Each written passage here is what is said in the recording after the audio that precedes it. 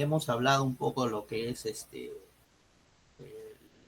parte de la célula,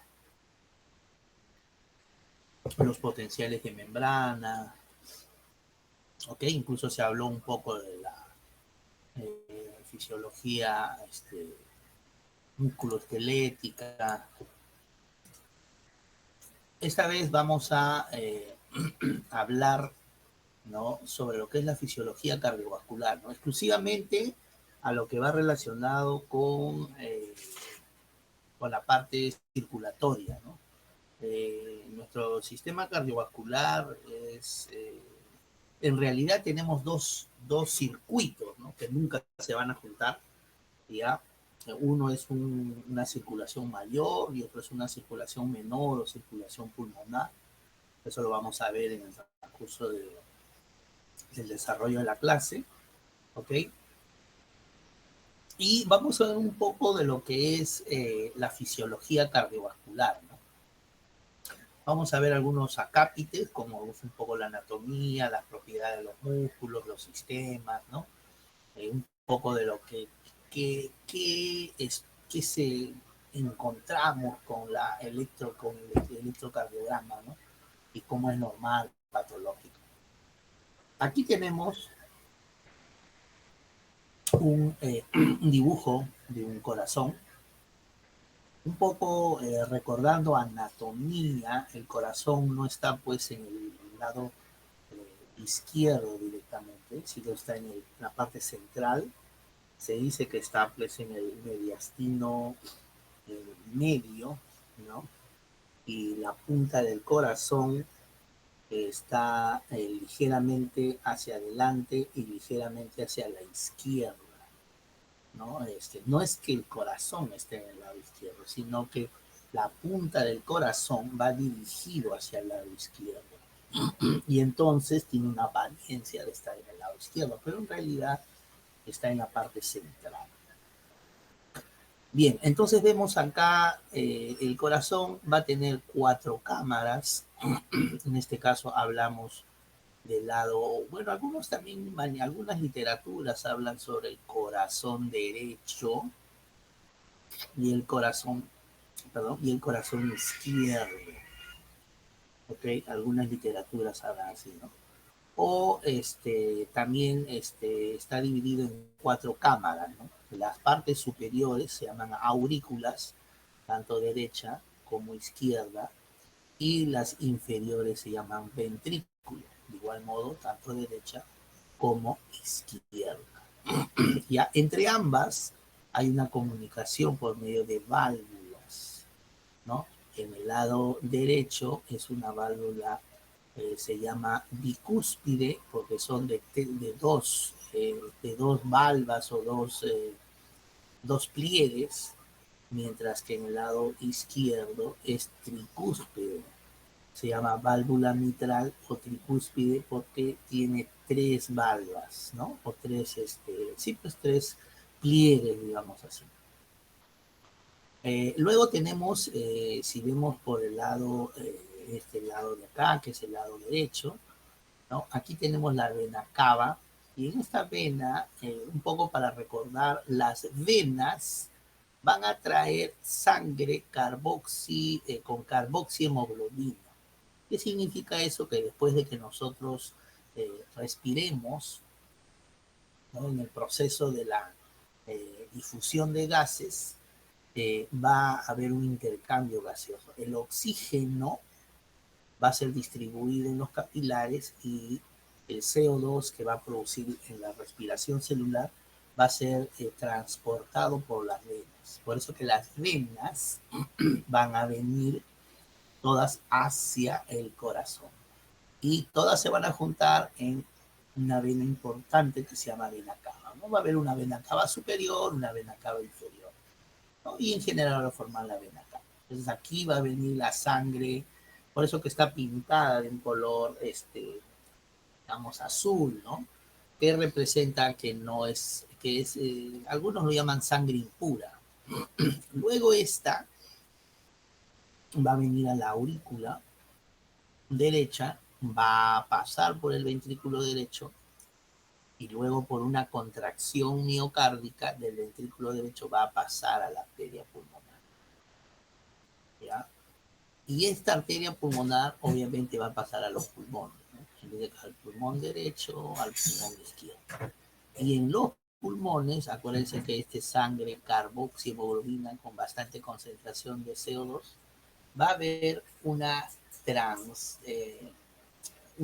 digamos, intercambio gaseoso en el alveolo pulmonar y el dióxido de carbono se va a intercambiar por el oxígeno. El dióxido de carbono lo vamos a eliminar en el momento de la respiración, sobre todo en la expiración, y al momento de hacer la inspiración ingresamos oxígeno y esta va a ingresar ya por las venas pulmonares. Aquí tenemos las venas pulmonares, de igual modo acá, ¿no? Y estas van a ingresar, aquí vemos por estos agujeros que se llaman atrio. Pero ya en este lugar, ya esa sangre ya se oxigenó. Acuérdate que en el pulmón hubo intercambio gaseoso, ya se oxigenó. Y entonces aquí ya hablamos de sangre, bueno, otros llaman sangre pura, sangre oxigenada, ¿no? Con oxihemoglobina. Recordar que la hemoglobina es una proteína que transporta el oxígeno. Y la hemoglobina tiene un grupo férrico, y el grupo férrico, el núcleo M, se llama así, tiene un fierro como núcleo, y ese núcleo es de color, por eso que el fierro, perdón, tiene el color de la sangre roja, a diferencia, por ejemplo, de la clorofila, que tiene un grupo magnesio, ¿no? Que es un color verde, por eso que las plantas tienen ese color verde. Entonces, aquí viene la hemoglobina, tanto del lado derecho, en el atrium, ¿no? Este es el atrium derecho, este es el atrium izquierdo. Y estos van a ingresar a la aurícula izquierda. Luego pasan por la válvula mitral o tricúspide al ventrículo izquierdo. Y este nuevamente expulsa por la famosa arteria aorta y distribuye la sangre oxigenada a todo el organismo, ¿no? Y nuevamente el circuito, ¿no? Entonces va a llegar a las células hacen respiración celular, reciben el oxígeno traído de la arteria y luego por la vena llevan el dióxido de carbono y nuevamente el circuito, y así, ¿no? Nuevamente el circuito. Vienen, después se van a las arterias pulmonares, se oxigenan, regresan por las venas pulmonares y nuevamente el circuito se va por la aorta, etc. ¿No? Entonces, si nos damos cuenta, la sangre que está acá en el lado izquierdo es sangre oxigenada, sangre pura o oxihemoglobina. En cambio, la que está en este lado derecho es sangre impura o sangre este, con carboxihemoglobina o también se llama sangre impura. Entonces vemos que el lado derecho con el lado izquierdo jamás se comunican. Bueno, por una cuestión fisiológica también. Si se comunicara la sangre, tanto oxigenada como no, se van a mezclar. Y al momento de transportar aquí la sangre a la célula, no va a ser una sangre pura o oxigenada. Entonces, la naturaleza es tan sabia, digamos así, que ha hecho de esa manera que esta sangre, tanto la arterial también se llama, y es de la sangre venosa, no se mezcla. Salvo en ciertas patologías, ¿no? Hay una patología donde se llama orificio en la ventana oval, que significa que, si ustedes se dan cuenta que hay un tabique que va a dividir el lado derecho y el izquierdo, cuando los bebés, o sea, al nacer, nosotros, o mejor dicho, en estado fetal, a los 5 o 6 meses de estado fetal, aquí hay una ventana que se llama ventana oval y hay una comunicación de la sangre arterial con venosa. Pero se supone que más adelante esto se cierra y no debe de haber comunicación. A veces hay patologías congénitas que hacen que se mantenga todavía esto y hay una mezcla de la sangre, ¿no? La sangre pura que debe estar acá se contamina con la sangre impura, ¿no? A esa enfermedad famosa se le llama, pero el niño azul, ¿no? Se ponen azul, a veces la piel, la uña, los labios, ¿no? ¿Por qué? Porque no hay una buena oxigenación. En fin, entonces vemos acá cómo genera un circuito, ¿no? Un circuito de lo que es la parte de la fisiología cardiovascular. Ahora, estos conocimientos van a ser esenciales para el desarrollo de dispositivos, ¿no? Sistemas de diagnóstico, terapia, ¿no? En el campo cardiovascular, ¿no? Para conocer más o menos cómo es la distribución, el flujo sanguíneo, etcétera, para luego cuando se quiere hacer algunas terapias, cuando se quiere hacer algunos instrumentos o materiales de diagnóstico y tratamiento, es para saber qué resistencia, cuál es el calibre, cómo es la trayectoria, etcétera, ¿no? Igual, vamos a ver un poco la función. Hemos dicho que el corazón es un órgano muscular, hueco, en realidad es hueco, mira, acá es un espacio y está lleno de sangre. Es un músculo, sí, pero un músculo hueco, que funciona como una bomba de doble circuito. Doble circuito, y hemos dicho, hay un circuito acá en el lado derecho y en el lado izquierdo, ¿ya? Impulsando sangre a través del sistema circulatorio. Cuando esto se contrae, el lado derecho manda sangre por la arteria pulmonar hacia el pulmón. Y esto también se va a contraer, este lado izquierdo que va a mandar sangre arterial desde la arteria aorta hacia todo el sistema o la economía del cuerpo, también se dice, ¿no? El sistema del cuerpo a todo el cuerpo humano. Bueno, las cámaras cardíacas, ya hemos dicho que son 4, ya dijimos 2 aurículas, aquí están, ¿no? Receptoras de la sangre. Las aurículas van a recepcionar tanto en el derecho la sangre venosa como en el izquierdo la sangre arterial. Y 2 ventrículos que van a impulsar, al llegar acá van a impulsar la sangre hacia afuera, al llegar en el ventrículo izquierdo van a impulsar por la arteria y por el ventrículo derecho van a impulsar por la arteria pulmonar. Entonces, bueno, hemos dicho que el lado derecho maneja sangre desoxigenada. Desoxigenada también se llama sangre impura, ¿no? Y el lado izquierdo, sangre oxigenada. Los grandes vasos tenemos la vena cava, esta es la vena cava, tanto superior como inferior, que está acá. O sea, viene una vena cava inferior y una vena cava superior que viene de lo que es pues toda la circulación cerebral, ¿no? Y vena cava inferior lo que viene todo lo que es abdomen, tórax, los miembros, ¿no? Miembros inferiores. Ya, la arteria pulmonar, aquí tenemos la arteria pulmonar, ¿no? Venas pulmonares, aquí están, venas pulmonares, ¿ok? Y la arteria aorta, la arteria aorta, la arteria aorta, ¿no? Ahora, estos vasos van a permitir la entrada y salida de la sangre, ¿no? La entrada a través de las venas. Las venas van a transportar la sangre desde el cuerpo hacia el corazón. Las arterias van a transportar la sangre desde el corazón hacia el cuerpo. Esa es la gran diferencia entre las venas y arterias. La vena va a transportar la sangre desde el cuerpo, todo el cuerpo, hacia el corazón. En cambio, la arteria va a transportar la sangre desde el corazón hacia todo el cuerpo.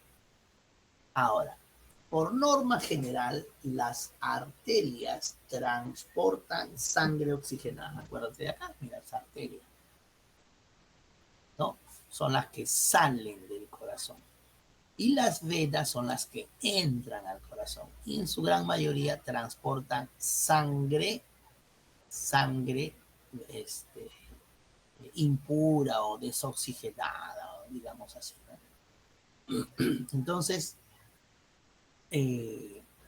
Aquí tenemos pues las famosas, las diferencias entre la arteria y las venas, ¿no? Las venas. Entonces, aquí tenemos, por ejemplo, una vena, pero alguien me dirá, siempre las venas lo pintan en este caso de azul, que representa sangre impura, y las arterias de rojo, que representan sangre pura. Y entonces alguien me dirá, ¿y por qué esta vena está pintada de rojo? Si hemos dicho que trae sangre impura. Ahí. Por acá se van a venir sangre que van a llegar, ¿ok? A la, a este lado, ¿no? Al ventrículo, a la aurícula izquierda, ¿ok? Hemos dicho cuál es la vena que va a recoger la sangre del cuerpo hacia el corazón. ¿No? Esta vena y esta vena. Ah, pero ¿por qué esto es así? Porque acá trae sangre pura, pero y esta trae sangre impura. Esta trae de todo el cuerpo. Y esta va a traer sangre del pulmón que ya se oxigenó, ¿no? Que ya hizo el intercambio gaseoso, eliminó el CO2 y ingresó el oxígeno y entonces entra por acá a la arteria, a la aurícula de izquierda, sangre pura, sangre oxigenada. Pero como me he dicho que es la vena, recoge la sangre y este está recogiendo la sangre, pero a diferencia del resto de las venas, él va a recoger sangre pura, va a recoger sangre pura. ¿Ok? Ya, y aquí también hay una arteria pulmonar, y hemos dicho que la arteria transporta sangre pura. ¿Y por qué este está pintado de otro color? Porque lleva sangre impura. ¿Pero por qué? Esta arteria va a llevar del corazón hacia el interior del cuerpo, en este caso va a ser el pulmón. Y esta sangre no está oxigenada. Recién va a llegar al pulmón, va a haber el intercambio gaseoso y va a regresar por esta vena pulmonar. Entonces, la única arteria que transporta sangre desoxigenada o impura es la arteria pulmonar. La única vena que expulsa sangre pura o oxigenada es la vena pulmonar, ¿no? La vena pulmonar. Entonces, para tener un poco la diferencia, por eso a veces ven en los dibujos pintados de estos colores y a veces decimos, pero ¿por qué, no? Entonces, más o menos, ¿por qué la explicación? Bueno, los grandes vasos, ya hemos dicho vena cava, arteria pulmonar, vena pulmonar, ¿no? Y estos van a permitir la entrada y salida del sangre al corazón. Capas del corazón, tenemos el endocardio, que está en la parte interna, ¿ok? El miocardio, que es el músculo en sí propiamente dicho, ¿ya? Y el pericardio, alrededor, cardio del corazón, que está alrededor del corazón. Es una capa externa protectora. Entre el pericardio y el miocardio hay un líquido, ¿no? Se llama líquido pericárdico, ¿no? Que permite que haya fricción, mejor dicho, que no haya fricción entre ambos tejidos. ¿Ya? Ante ciertas patologías se elimina demasiado líquido y eso se llama pericarditis, ¿no? O derrame pericárdico también le llaman. El tabique va a separar las cámaras cardíacas, ¿no? Va a separar las cámaras cardíacas hasta el tabique interauricular. En este caso es interauricular o auriculoventricular, ¿no? Acá es interventricular y acá sería en esta parte superior interauricular. Un tabique que va a dividir al ventrículo derecho del izquierdo. Y acá a aurícula derecha del izquierdo. ¿Ya? van a estar entre los ventrículos, interauricular entre las aurículas. Un poco para más o menos algunos datos, ¿no? Que digamos así, decimos que el corazón está encerrado por una capa serosa que hemos dicho el pericardio, ¿no? Ubicado en el mediastino medio, ojo, no está en la, ¿cómo le llaman esto? En el lado izquierdo, está en el mediastino medio, ¿okay? Ubicado en el mediastino medio entre los dos pulmones y la cobertura pleural. La pleura es una capa que cubre el pulmón, ¿ya? La pleura. Otra cosa está situado oblicuamente, ya hemos dicho, de adelante, perdón, de atrás adelante, ¿no? Del cuerpo del esternón o detrás del cuerpo del esternón. Si nosotros nos tocamos el pecho, encontramos un hueso que se llama esternón y justo está detrás del esternón, ¿ya? Y los cartílagos costales, nos tocamos las costillas y hay cartílagos, toda esa zona en la región precordial, le llaman también, ¿no? Y aproximadamente un tercio de su masa se encuentra a la derecha de la línea media. O sea, en realidad, eh, no está, pues, como se dice, pues, ¿no? Al lado izquierdo, sino está en el mediastino medio. Hay una rotación, la punta, esta punta que ven acá, ¿no? Hay una rotación de la punta hacia el lado izquierdo y ligeramente de adelante, de atrás hacia adelante. Entonces, y por lo tanto, la otra parte va a rotar hacia el lado derecho, que la tercera parte. Y las dos terceras partes van a apuntar hacia la izquierda. Entonces, parece que está en el lado izquierdo, pero en realidad solamente está en el lado medio con rotación, donde las dos terceras partes, un gran porcentaje del corazón, está rotado al lado izquierdo. Eh, bueno, estamos, bueno, nuevamente vemos las grandes, la arteria aorta, la arteria pulmonar, la vena cava, la orejuela de la aurícula y el ventrículo, la vena cava inferior. Y esto que está acá vendría a ser las arterias coronarias, ¿no? Su mismo nombre en forma de corona, están alrededor del corazón y esta arteria se va a dedicar a alimentar al propio corazón, ¿no? La arteria coronaria. Por eso existen las famosas patologías, las coronopatías, ¿no? Arterias coronarias, las patologías coronarias. ¿Qué significa? Que algunas arterias o venas se obstruyen y no hay una buena irrigación sanguínea y generan las famosas infartos al miocardio, ¿no? Imagínense que esta arteria que llega hasta el final se obstruye acá, entonces toda esta zona se va a infartar. Hay diferentes tipos de motivos, a veces el consumo de grasa, etcétera, etcétera, etcétera, ¿no? Se obstruye. Algunas dimensiones, bueno, se dice que es tamaño del puño derecho, ¿no? Tamaño del puño derecho. Te coges tu mano derecha, haces un puño y eso te lo pegas, digamos, a la altura de tu pecho y más o menos tienes esa, esa,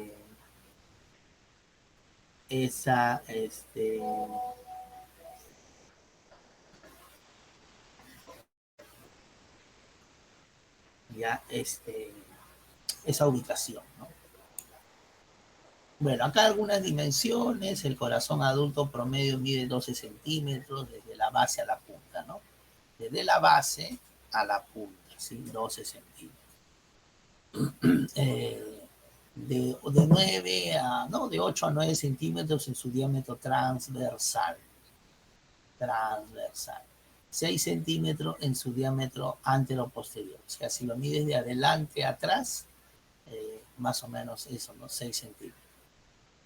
Y van a variar entre 280 y 320 grados. Un promedio, 300 grados.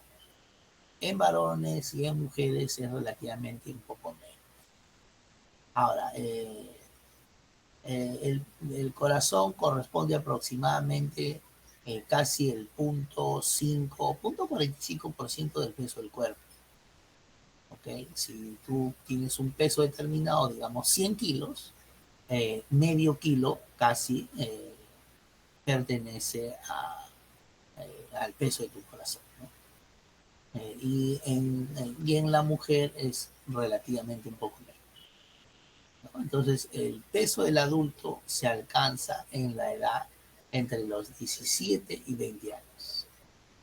17 y 20 años alcanzas el peso total. El músculo cardíaco tiene algunas propiedades, ya, algunas propiedades. El miocardio posee características únicas que le permiten funcionar de manera continua, coordinada durante toda la vida. Ojo, hemos dicho que es un tipo de músculo que no puedo yo manejarlo a mi libre albedrío. No es como, por ejemplo, los músculos de la mano, los músculos de la masticación, de la boca, etcétera, donde uno puede, en qué momento dejo de mover mi dedo, etcétera. No, no, no, en el corazón no puedo yo controlar. Esto lo maneja el sistema autónomo, o el sistema vegetativo también se llama, el sistema nervioso vegetativo, ¿no? Tipos de células cardíacas, hemos visto ahí cardiomiocitos contráctiles, ¿no? Que son la mayor parte del miocardio, que se dedican a hacer, se va a su mismo nombre, contraer, van a contraerse. Células del sistema de conducción generan y transmiten impulsos eléctricos. Ya hemos visto la famosa motoneurona, ¿no? Cómo es la transmisión a través de la sinapsis, la neurona, la primera neurona, el espacio sináptico, la segunda neurona o la neurona postsináptica también, ¿no? Entonces, eso también va a transmitir las señales de conducción. Y células endocardíacas o epicárdicas que van a estar tanto, van a formar todas las capas, tanto interna como externa del corazón. Ahora, y hemos hablado también pues de cómo se contraen, cómo se excitan el músculo, ¿ok? El músculo cardíaco, ¿ya? Y vamos a hablar de lo que es el potencial que desencadena la entrada de calcio. Acuérdense que hablamos los canales de calcio, voltaje dependiente al citoplasma, ¿no? Que a su vez va a liberar calcio, ¿ok? Del retículo sarcoplásmico. Acuérdense que hablamos que tiene que estar guardado en un lugar y ese lugar se llama el retículo sarcoplásmico con los receptores de reanodina, etcétera, ¿no? Activando la contracción de los filamentos, actina y miosina, ¿no? Un ratito.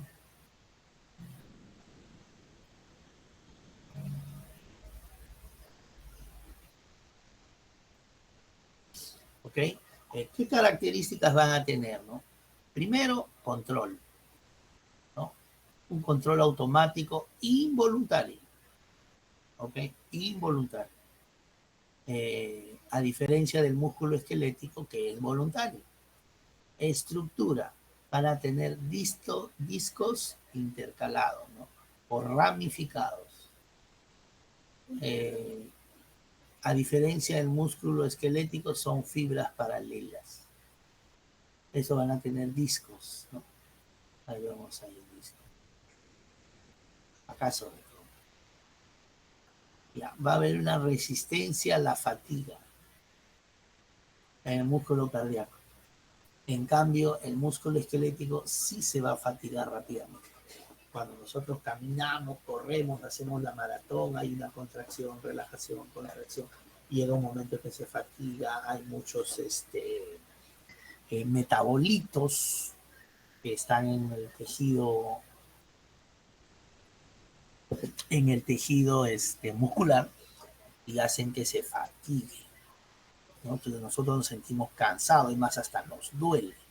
Lo que no sucede con el músculo cardíaco. Hay una resistencia a la fatiga. Porque imagínense que nuestro músculo cardíaco se cansa, ¿no? O sea, no debería, ¿no? Entonces no se fatiga. Por eso que su contracción es lento, pausado, ¿no? Porque si sería rápido, cosa que no es recomendable, generaría más fatiga, dolores, etcétera, ¿no? Molestias. El corazón como una bomba del ciclo cardíaco. Hemos dicho que va a transmitir, trasladar la sangre, ¿ok? Va a trasladar la sangre desde los ventrículos, estos son los ventrículos, ¿no? Hacia el exterior. En este caso, si es el derecho, por la arteria pulmonar, si es el izquierdo, por la arteria aorta. ¿Ok? Entonces, esto tener en cuenta, tener en cuenta. Ahora, este ciclo cardíaco va a ser una secuencia de eventos que ocurren durante un latido completo del corazón, ¿no? Van a incluir cambios de presión, volumen, flujo sanguíneo, va a haber todo un conjunto y también va a haber los típicos sonidos, ¿no? Usted cuando escucha el corazón hay más o menos un sonido, ¿no? Más o menos así, ¿no? Como decir glup, glup, pero con la boca cerrada. Entonces, ese típico sonido, uno dice, bueno, hay, todo está ok, ¿no? A diferencia de otros sonidos, soplos cardíacos, valvulopatías, etcétera, etcétera, que obviamente pues no son compatibles dentro de lo normal. Entonces tenemos lo que se llama el sistema auricular. Las aurículas se van a contraer aumentando la presión auricular, ¿no? Y empujando la sangre hacia los ventrículos, ¿no? Hemos dicho que ambas, tanto la aurícula derecha como la aurícula izquierda se van a llenar de sangre, ¿ok? Entonces, al llegar a la aurícula, obviamente eso va a crecer, ¿no? La sangre, esa zona de la aurícula, hemos dicho que es un músculo hueco, se va a llenar de sangre y va a aumentar la presión sanguínea de la aurícula. Y esto va a empujar la sangre hacia los ventrículos. Estos son los ventrículos. De la aurícula va a pasar a los ventrículos. En este caso derecho y en este caso izquierdo va a pasar a los ventrículos, ¿no? Y esto contribuye el 30% del llenado ventricular, ¿no? Todo lo que llega acá va a contribuir al 30% del llenado ventricular. ¿Ya? Entonces, eso se llama sístole auricular. Entonces, va a contraerse, ¿no? Un sístole es una contracción. ¿Ya? Acá se contrae, la sangre llega en ambos lados, ¿no? Y eso es la sístole. Diástole se llama cuando se dilata, el corazón se relaja. Sístole es cuando se contrae. Y al contraerse va a eyectar sangre hacia otra cámara o hacia las arterias. De ahí viene la sístole ventricular. Nuevamente, ya hemos dicho que la sangre llega acá, ¿ok? Y esta se va a contraer. Ojo, mira si te das cuenta, el grosor de la aurícula es más delgado que los ventrículos, y más aún el ventrículo izquierdo. Ajá. Y hemos dicho que cuando el músculo es más grueso, se va a contraer mucho más fuerte y más potente. Entonces, aumenta la presión intraventricular, aquí va a aumentar la presión cuando esta supera la presión arterial, ¿no? Va a haber una presión acá determinada, se va a superar, va a crecer un poco más y llega un momento, se abre, ¿no? Las válvulas eh, y la sangre va a ser expulsada. Al ser expulsada, sale pues por todo este, lo que se dice la economía del organismo, ¿no? O todo el cuerpo humano. Entonces, de ahí una sístole ventricular. Luego viene una diástole o relajación de todas las cámaras, las 4 cámaras. Y la válvula arteriosa, ¿no? Aurículo ventricular, entre la aurícula y el ventrículo, estas son las válvulas aquí, se abren permitiendo el llenado de la sangre de la aurícula al ventrículo. Y la presión del ventrículo, que está acá, este es izquierdo y este es derecho, disminuye por debajo de la presión arterial. Y así las válvulas se van a cerrar, ¿no? Estas válvulas se van a cerrar. Y va a tener un típico sonido.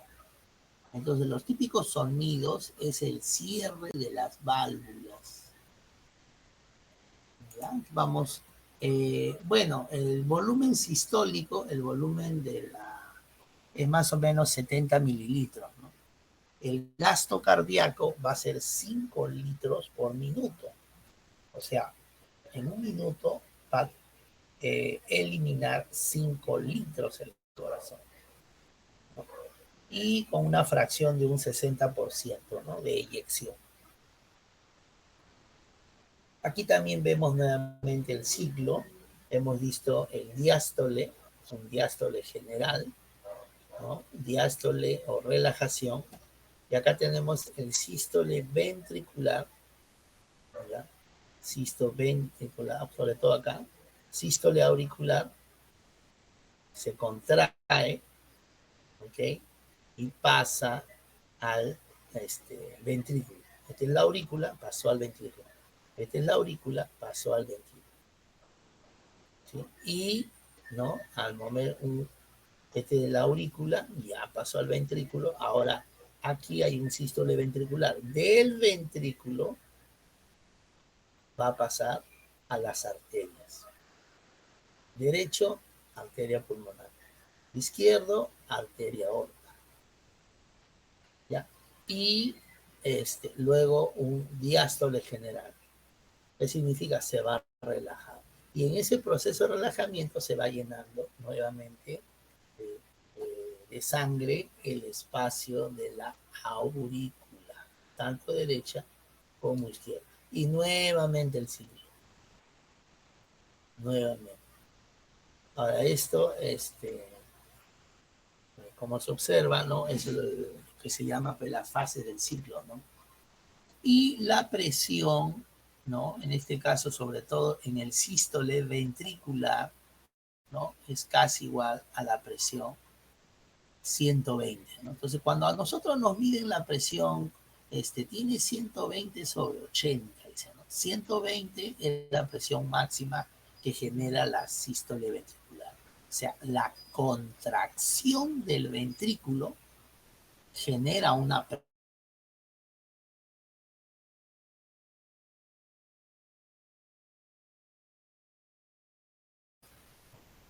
eh, es de la presión máxima. Y la presión del sístole auricular no es mucho, ¿no? Puede ser unos 20 más o menos milímetros de mercurio. Y igual también la diástole general. Esta diástole no puede ser alta, no puede ser mucho, ¿no? Tiene que ser prácticamente cero, ¿no? Es teóricamente. Hay personas que está hasta acá. ¿Y a eso qué significa? Hay una patología cardíaca, ¿no? No está relajándose del todo ese músculo. Y siempre va a quedar sangre. En fin, va a haber una serie de eventos. Entonces acá llevamos la sístole auricular, la sístole ventricular que va a valorarse con 120 milímetros de mercurio y la sístole general también, ¿no? Diástole general de todas las cámaras que va a llegar casi a cero, ¿no? Okay. Entonces vemos, igual acá tenemos el ciclo cardíaco nuevamente, el ciclo cardíaco donde vemos pues no los volúmenes y la presión arterial, ¿no? Aquí vemos el sístole, la diástole y otra vez el sístole, ¿no? Tanto ventricular, ¿no? Y entre uno y uno existen los famosos ruidos, ¿no? Los clásicos sonidos. Entonces empezamos por la relajación, bueno, en este le llaman isovolumétrica, todos los volúmenes de las cámaras un poco que se relajan, porque cuando no hay mucha actividad, estamos caminando, esto, no estamos de repente en reposo, ustedes ahorita están escuchando las clases, pues hay una relajación. Luego después se llenan los ventrículos rápidamente, ¿ok? ¿Ya? Y una diastasis, una separación, digamos así, ¿no? Y la sístole auricular. Entonces sería como un pequeño descanso, un break, digamos. Y nuevamente el sístole auricular. ¿Ya? Y luego viene la contracción isovolumétrica. El músculo ha estado pues en fases, ¿no?, de estrés, y esto se va a tener que, ¿no?, contraer. Y aquí forma la eyección rápida de la sangre, ¿ok? De la sangre. Entonces, acá vemos las diferentes, la presión aórtica, cómo va a aumentar en la aorta, la presión en el ventrículo, ¿no? La presión en la aurícula, en el ventrículo, en el momento del impulso, ahí va a ser con fuerza, ¿no? El volumen ventricular, como en el ventrículo, en cada fase el volumen va disminuyendo, en la sístole, acá disminuye porque va a inyectar y va a salir el volumen hacia el otro lado, en la diástole va a aumentar y otra vez en la sístole va a bajar.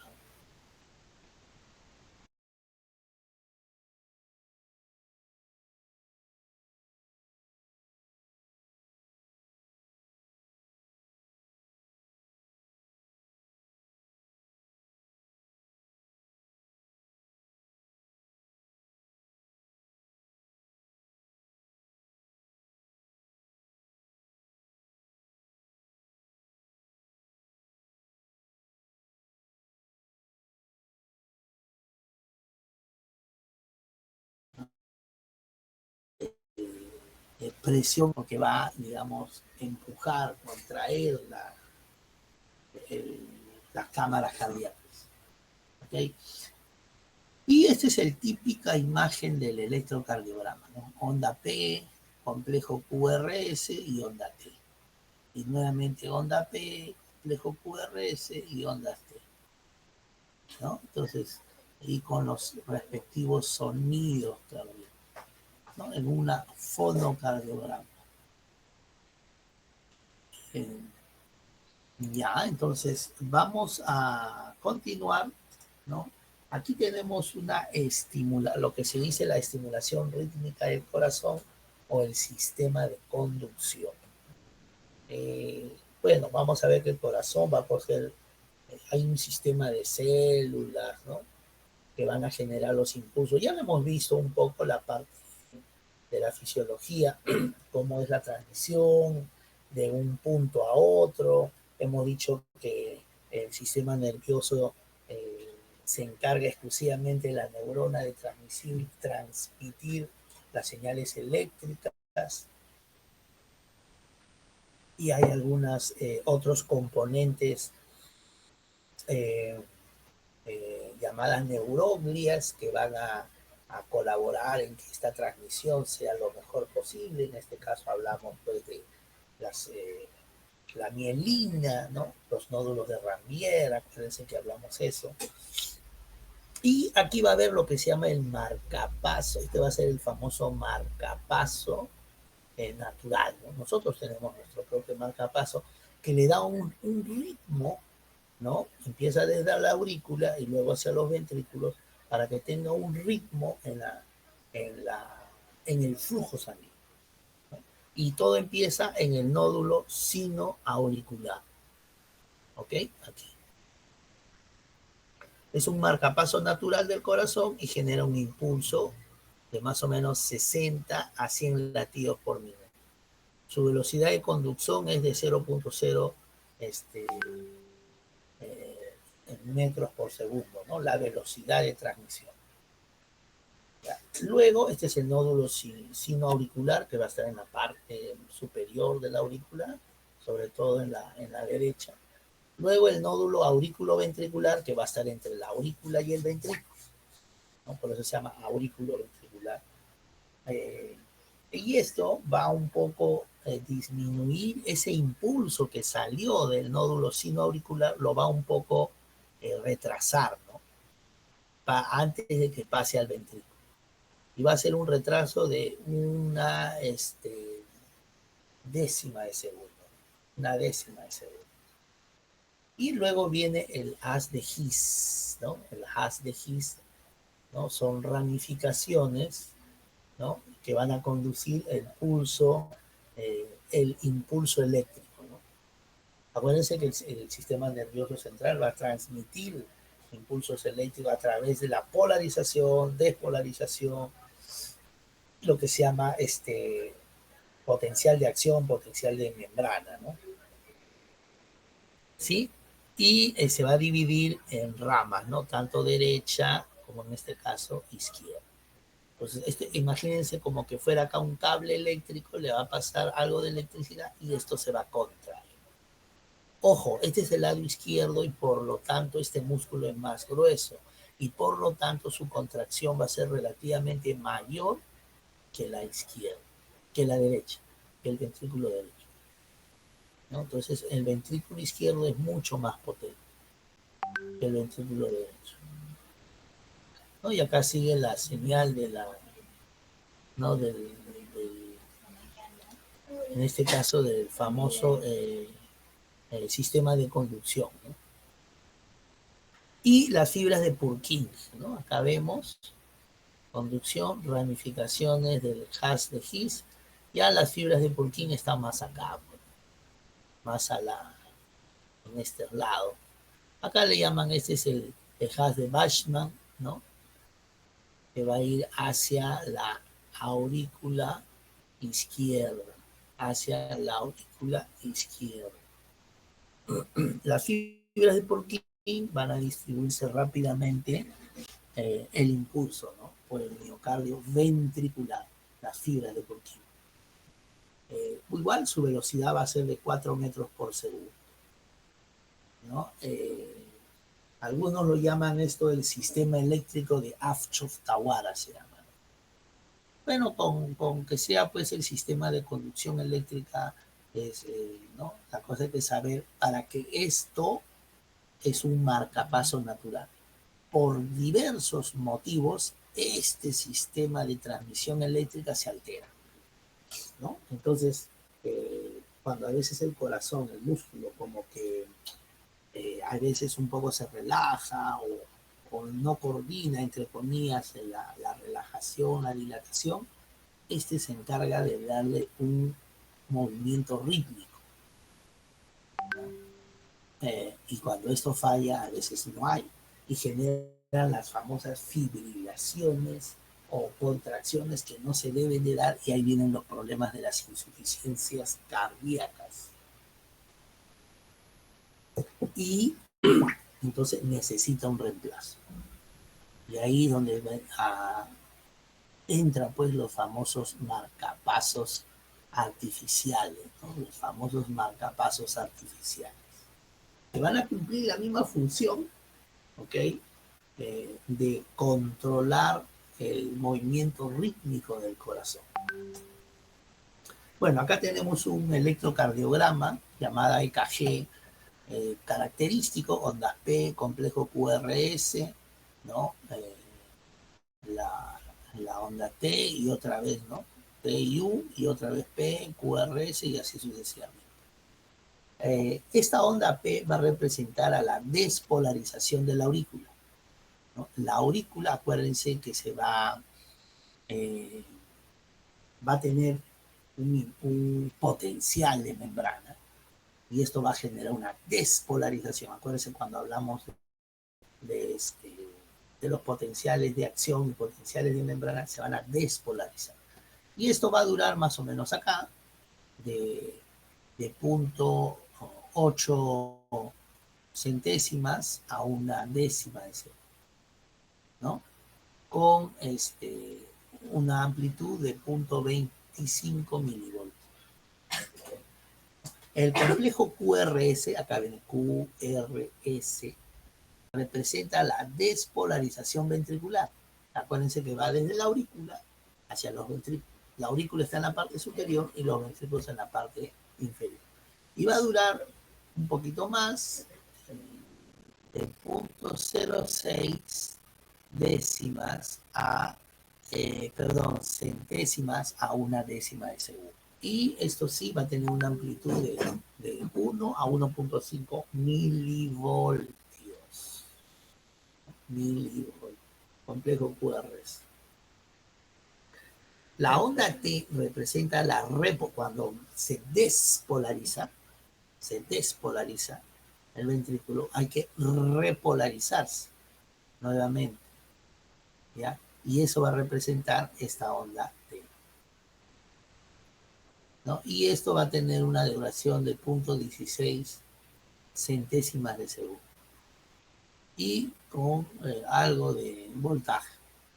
No va a necesitar mucho voltaje, ¿ya? Entonces esa es la onda T. Ok, y los intervalos, que son muy resaltantes, ¿no? Digamos, ¿no? Va a ser de 0.12 a 0.20 las presiones, ¿no? Por segundo, y la conducción de entre la aurícula y el ventrículo, ¿no? Bueno, aquí va a haber una actividad eléctrica, ¿ok? De más o menos este tiempo, ¿no? Todo esto va a ser estimulado por actividades eléctricas, por eso se llama el electrocardiograma, ¿no?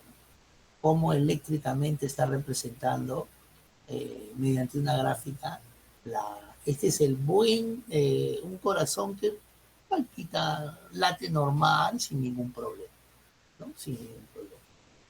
El detalle está cuando esto se altera, eso está más arriba, o este complejo QR es más pequeño, esta onda P es muy arriba, muy abajo, entonces ya hay alteraciones en la fisiología cardíaca, ¿no? Alteraciones. El electrocardiograma de las principales alteraciones, en realidad hay en patología cardíaca, hay bastante, ¿no? Cuando hablamos de lectura de electrocardiograma es todo un tema, ¿no? Es toda una especialidad del cardiólogo, ¿no? Saber interpretar el electrocardiograma, una línea más, una línea menos, ¿no? Te da una insinuación de alguna alteración eléctrica. Aquí vamos a ver algo a grosso modo, ¿no? Algunas arritmias, ¿no? Hemos visto que el corazón tiene un movimiento rítmico, ¿no? ¿Qué significa? Aurícula, luego ventrículo, se relaja, aurícula, ventrículo y así. Entonces es un movimiento rítmico. Cuando ya no es rítmico, ahí vienen los problemas de las arritmias, ¿no? Que van a ser las alteraciones del ritmo cardíaco, su mismo nombre lo dice, ¿no? A, privación, ritmia, sin ritmo, alteración del ritmo cardíaco, de lo que es normal, obviamente, ¿no? Que se van a detectar mediante el análisis del electrocardiograma, ¿ya? Puede originarse por anomalías en la formación o conducción del impulso eléctrico. Puede haber alguna patología. Entonces, ahí viene el tema de lo que habíamos hablado, ¿no? ¿No? El marcapaso natural. O sea, a veces hay alteración acá. A veces hay alteración. ¿Se acuerda que hablamos de la patología de las enfermedades, esclerosis múltiple? A veces afecta acá el marcapaso. ¿Ya? Entonces,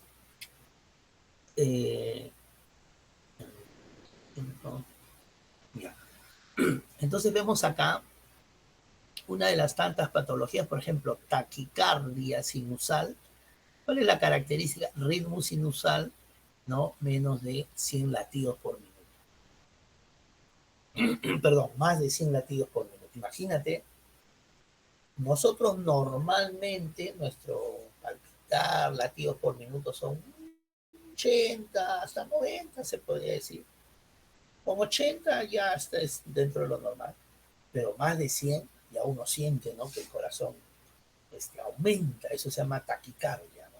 Hay demasiada, el músculo está muy excitado, digamos así, ¿no? Y esto que va a dar una respuesta, ¿no? Fiebre, ansiedad, insuficiencia cardíaca, ¿no? Mucho, entonces uno siente que se agita.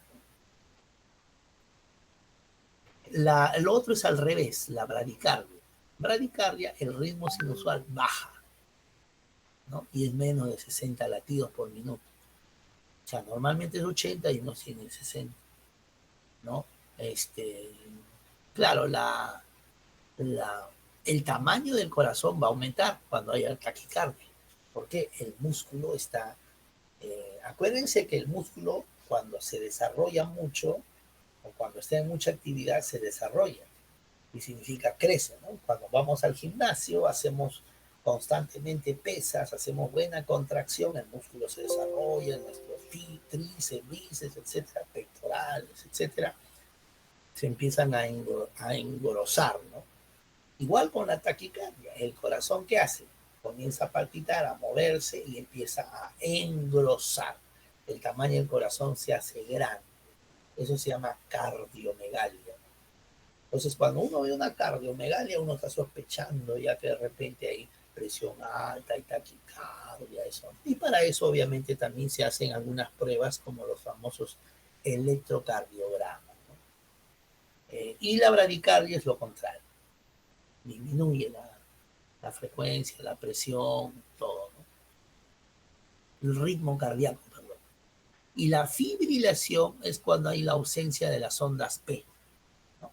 ¿Qué dijimos acá? La onda P es una despolarización de la aurícula. Entonces no hay despolarización de la aurícula, ¿no? No hay. Entonces al no ver eso, entonces no hay un buen pasaje sanguíneo, un riesgo de embolismo. ¿Qué significa? Se junta la sangre, ¿ok? Y no es expulsada correctamente, porque debe ingresar y luego contrae para que eyecte a la siguiente cámara. La siguiente cámara contrae y eyecta y así sucesivamente, circula la sangre, por eso hay un flujo. Pero cuando no hay eso, entonces se queda, eso se llama embolia, se junta. Y entonces, bueno, por distintos motivos, ¿no? A veces hay, la sangre se pone un poco, eh, digamos, densa, y entonces no hay un buen traslado de la sangre. Bueno, hay uno de diferentes tratamientos, algunos le hacen anticoagulantes, ¿no? Son temas ya clínicos, ¿no? Porque a veces la sangre se pone espesa, tiene demasiadas plaquetas, etcétera, y a eso hay que, digamos, bajarle su densidad, ¿no? Y eso significa colocar anticoagulantes para que no se coagule internamente y no se sea denso. Pues al ser denso no hay un buen traslado del fluido, ¿no? En este caso de la sangre. Taquicardia ventricular es lo mismo, pero en el ventrículo. ¿Qué significa? El QRS es ancho, ¿no? Aquí vemos QRS. Eh, Aquí vemos.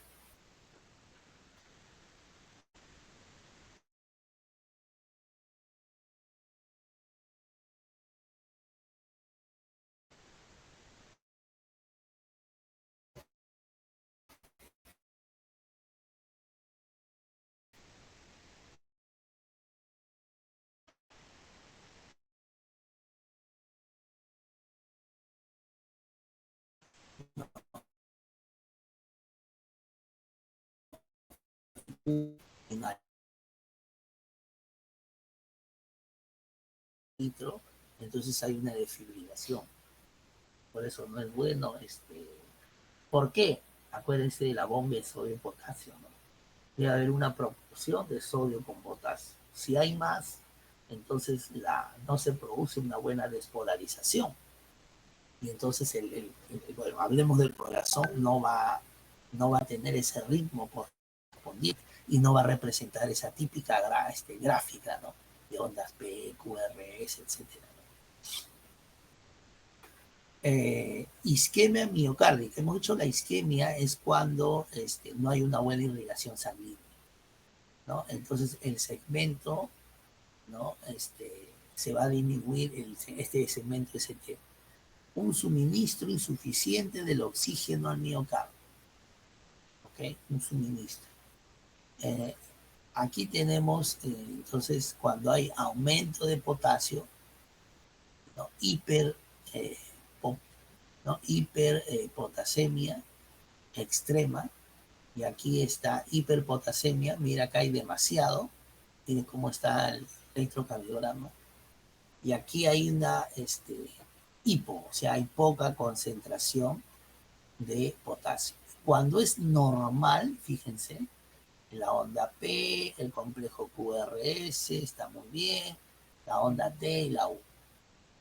Pero cuando hay poco potasio, miren la onda T cómo se hace. ¿Y qué es la onda T? A ver, vamos a ver la que vimos acá. ¿No? Es representa la repolarización del ventrículo. Entonces, ese ventrículo no se está repolarizando porque hay poca cantidad de potasio. Y en este caso sí hay cantidad normal y está dentro de lo normal el electrocardiograma. Cuando es demasiado, miren cómo se altera la onda T. ¿Ah? Entonces hay más contracción y hay más repolarización de la onda T, o sea, del ventrículo. Y cuando hay ya demasiado, mira, está todo alterado, ¿no? Entonces, esas son las representaciones del electrocardiograma en estos casos, ¿no? Ahora, cuando hay el tema del calcio en estados normales, esto vamos acá. El segmento QT acá es normal en relación a la frecuencia. Pero cuando hay hipocalcemia, hay poca concentración de calcio, o sea, de 2,5 miliequivalentes por litro, porque normalmente cae 5. Miren cómo este ancho es más, ¿no? Es más prolongado. Cuando hay demasiado, la hipercalcemia, en este caso, es más reducido, ¿no? Entonces, la idea es que esté así, ¿no? No así ni así. Este debe. ¿Ok? Entonces, más o menos un poco para entender el electrocardiograma, ¿no? Las ondas correspondientes para poder saber qué es lo que sucede, ¿no? Bueno, principales alteraciones, ¿no? Mira, acá tenemos un electrocardiograma normal, onda P, complejo QRS, ¿no? La onda T, el segmento ST. Cuando hay una isquemia del endocardio, miren esto de acá, no hay una buena polarización, ¿no? Esta zona, que corresponde el estado de relajación. Cuando hay una isquemia subendocárdica, ¿no? En la parte interna del corazón, del endocardio, la onda T, que es esto que es la repolarización, y se invierte, ¿no? Y cuando, bueno, acá hay ya la isquemia es todo prácticamente de la pared del miocardio, mira cómo está tratando de hacer esfuerzo para hacer contracción. Entonces, esta línea esto, que es la línea de relajación prácticamente, no llega hasta abajo, ¿no? Hay algo que llama la atención, ¿no? Y obviamente esta onda T prácticamente se junta con esto, ¿no? Entonces, algo a tener en cuenta para ver este, qué es lo que se está alterando, digamos así, según esta gráfica, ¿no? Uno más o menos puede deducir, ¿no? El cardiólogo se va dando cuenta qué zona está alterando. Bueno, vemos un poco las válvulas y los ruidos cardíacos. Hemos dicho que esto van a generar algunos ruidos, ¿no? Eh, eh, Cuando las válvulas cardíacas aseguran el flujo, o sea, en primer lugar, claro, van a asegurar el flujo de una sola dirección, de la aurícula al ventrículo. Y la otra es del ventrículo, en este caso, a los vasos sanguíneos, si hay una válvula. Entonces, esas válvulas se van a cerrar y van a emitir sonidos. Aquí va a haber válvula entre la aurícula y el ventrículo, va a emitir un sonido. Aquí va a haber válvula entre el ventrículo y los...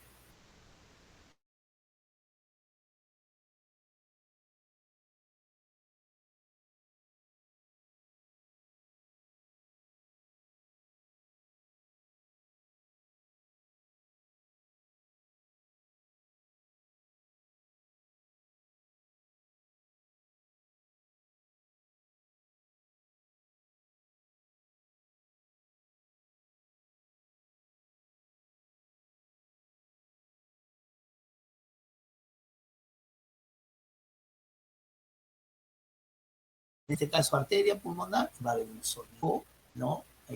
Durante la sístole. ¿Qué va a decir? Previene el flujo hacia la aurícula. O sea, esta válvula que va a estar acá va a llegar de la aurícula al ventrículo, ¿ok? Ya. Entonces, cuando se va a contraer el ventrículo, la válvula que está en la aurícula y ventrículo va a cerrar. ¿Qué va a permitir? Que la sangre no retorne a la aurícula.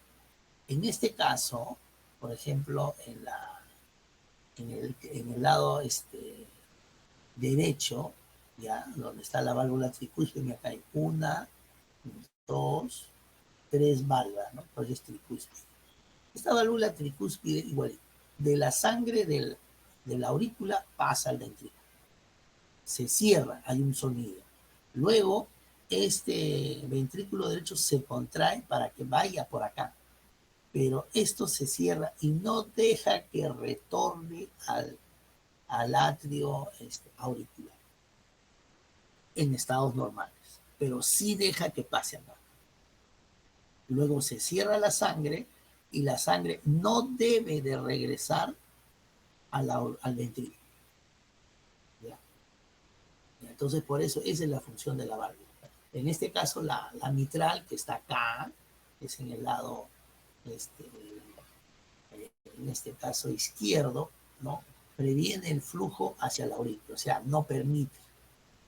La válvula tricúspide, de igual modo, previene el flujo hacia la aurícula, ¿ok? No permite que retorne durante el sístole ventricular. Cuando se contrae esta zona del ventrículo, no permite que retorne. Las válvulas aórticas, de igual modo, ¿no? En este caso, la válvula aórtica que está en el lado izquierdo, ¿ok? Igual, ¿no? Bueno, son tres válvulas y van a evitar que el flujo retorne hacia el ventrículo. O sea, lo que va a permitir es que siga su circulación. Y en las válvulas pulmonares, que es esto, de igual modo, ¿no? En este caso que está en el lado derecho, no permite que la sangre retorne al ventrículo. Ahora, en estados patológicos sí retorna, ¿no? ¿Eso qué significa? Que estas válvulas no están funcionando bien. Entonces, eso se llaman las famosas valvulopatías coronarias o cardíacas, ¿no? Y en el ritmo cardíaco ya no escuchas, sino escuchas, entonces hay todo el famoso soplo cardíaco, el famoso soplo cardíaco. Entonces acá vemos, ¿no? Los primeros ruidos, ¿no? El famoso loop, loop, loop, loop, loop, ¿no? Cierre de las válvulas aurículo-ventriculares, de la aurícula y el ventrículo. En este caso hablamos de la tricúspide y de la válvula mitral. ¿no? Ahí forma el primer sonido, ¿no? ¿No? Al inicio del sístole ventricular. O sea, esto se contrae, empuja y ahí cierra, ¿no? El segundo ruido es el otro, ¿no? Cierre de las válvulas, en este caso de la arteria aorta y de la válvula pulmonar. Y no permite que retorne a los ventrículos, ¿no? Le llaman válvulas semilunares. Uno tiene la forma de la semiluna. Son tres, una, dos, tres. Válvulas semilunares. ¿Ya? Entonces, cuando se va relajando el ventrículo, al momento de abrirse, se relaja, entonces la sangre que está en los vasos, en este caso la aorta y en este caso el tronco pulmonar, tiende a retornar, pero esto va a cerrarse para que no retorne. Y ahí suena el famoso nu, nu. En cambio, el otro, nu, nu, nu, nu, ¿no? Y los ruidos anormales son los famosos soplos, ¿no? O hay turbulencia, sino blum, blum, blum, blum, o blum, dum, blum, dum, blum, dum, ¿no? Son sonidos que uno escucha en el estetoscopio. Entonces ya ahí el cardiólogo dice, bueno, algo pasa, se hace el electrocardiograma y entonces, ¿no? Y las valvulopatías, lo que hemos dicho, por ejemplo acá, esta es la de la arteria pulmonar, tiene esta característica, ¿no? Y acá le llaman nido de paloma, ¿no? Anatómicamente se llama nido de paloma. Entonces esto al cerrarse tiene un sonido. Esta es la válvula mitral o bicúspide, solamente son dos válvulas que se van a juntar y se cierran. Y esta es la tricúspide o mitral, o mitral, no, perdón, tricúspide, válvula tricúspide. Ya, entonces, esto se altera, no cierra la válvula y la sangre retorna. A Dios gracias hay equipos como los electrocardiogramas, los estudios de corazón Doppler, donde se observa claramente cómo las válvulas no se cierran y genera el típico sonido. Eso se llama las insuficiencias valvulares, ¿no? La aorta, hay una hipertrofia del ventrículo, los famosos angina pectoris, ¿no? Síncopes, insuficiencia cardíaca, hay una serie de entidades que hace que en la aorta, ¿no? Acá, no se cierre bien. Y en la mitral, igual, puede ser hipertensión pulmonar. Acuérdense que la, la mitral, ¿no? Está en el lado izquierdo y es donde retorna la arteria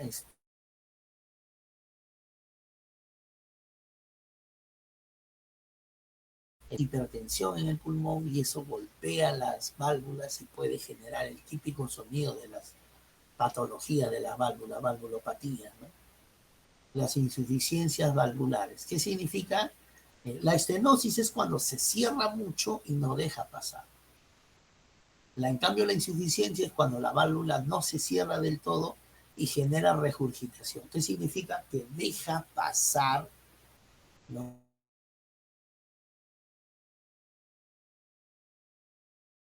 Entonces el sonido ya no es, ¿no? Puede ser un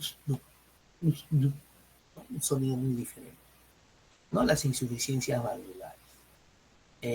Bueno, la válvula mitral se dilata el lado izquierdo y genera los famosos soplos. Igual la aorta, hay una dilatación ventricular izquierda, ¿no? Eh, los famosos soplos,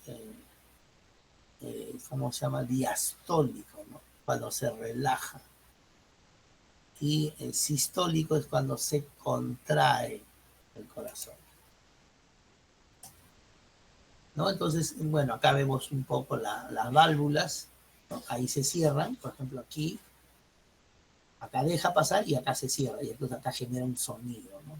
Igual acá, un sonido, y el segundo sonido es cuando esto se cierra y ya no deja pasar, ¿no? Válvula mitral o tricúspide, ¿ok? Entonces, esa es la función. Al cerrar ahí, aquí, ya hay un sonido. Y luego hay otro sonido. El primer sonido es glup, glup, glup, glup, glup, ¿no? Entonces, en ese ritmo. Y obviamente también hay un espacio. De repente es lento, glup, glup, glup, glup, o puede ser rápido, glup, glup, glup, ¿no? Quiere decir que está pasando muy rápido la sangre. O está pasando muy lento. Entonces, todo eso, ¿no? Obviamente llama la atención y en el electrocardiograma va a manifestarlo. Va a manifestarlo. Bueno, cardiopatías congénitas son aquellas cardiopatías que son propias al nacer, como le estaba hablando. Una de ellas es la famosa comunicación interauricular. Entre aurícula y aurícula, hemos dicho que acá está la aurícula, acá están los ventrículos, se comunican, cosa que no debe. Cuando estamos nosotros, todos nosotros en estado fetal, nuestras, eh, nuestra aurícula derecha e izquierda se comunicaban.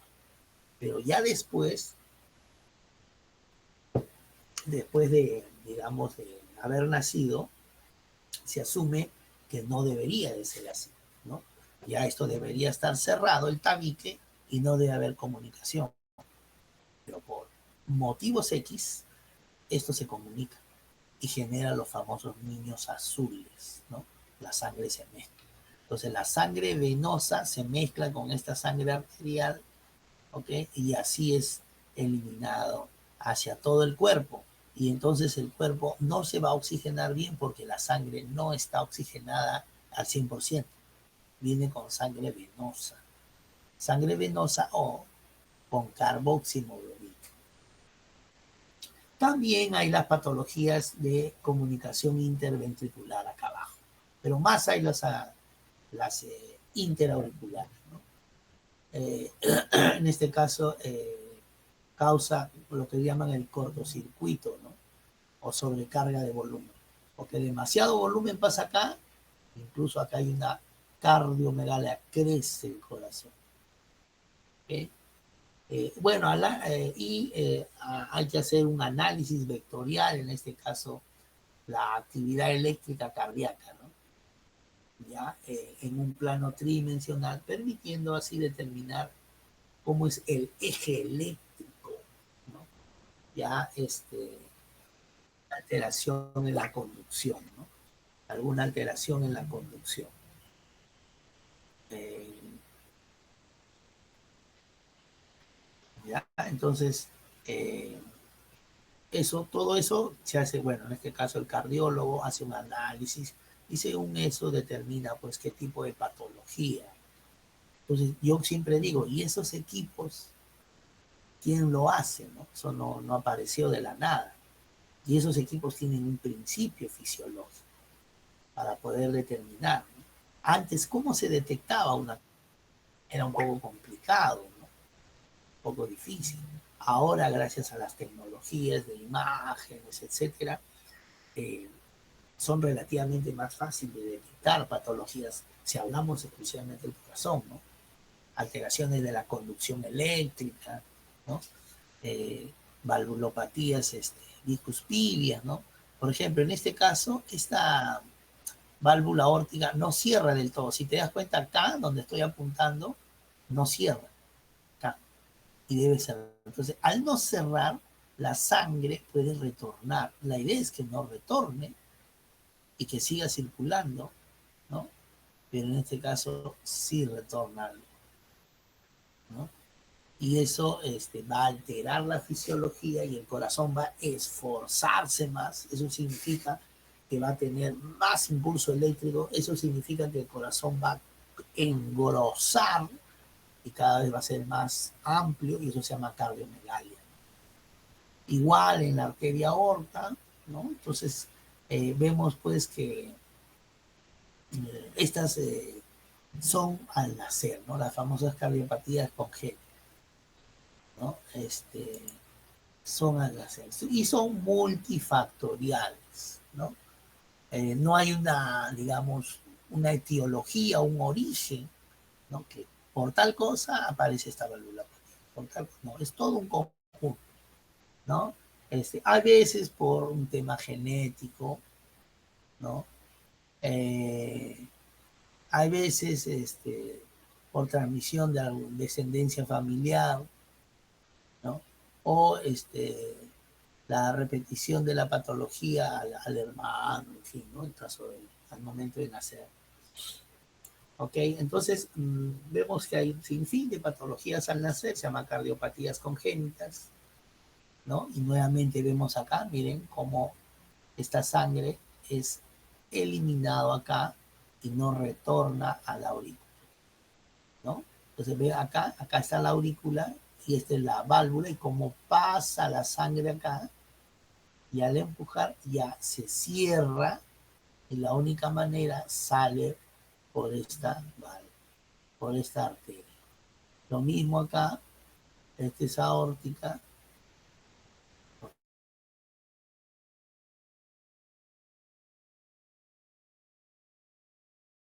sale por la aorta.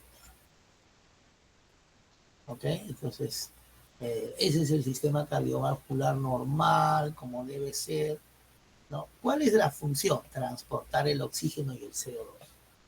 El oxígeno hacia las células. El CO2 de la célula, producto del metabolismo respiratorio, del CO2 desde las células hacia el corazón y hacia el pulmón, para que eso se oxigene, el oxígeno se elimine, perdón, el dióxido de carbono se elimine, ingrese el oxígeno y nuevamente el ciclo. Y también los nutrientes, hormonas, calor, una serie de cosas. Y dijimos que las hormonas son sustancias y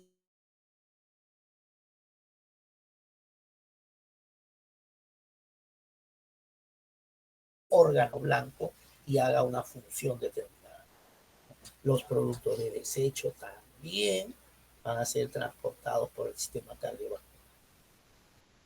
También participan en la defensa, pues los famosos soldaditos o los famosos linfocitos, los glóbulos blancos, van a ser trasladados por el sistema cardiovascular a través de la sangre, las venas, las arterias, ¿no?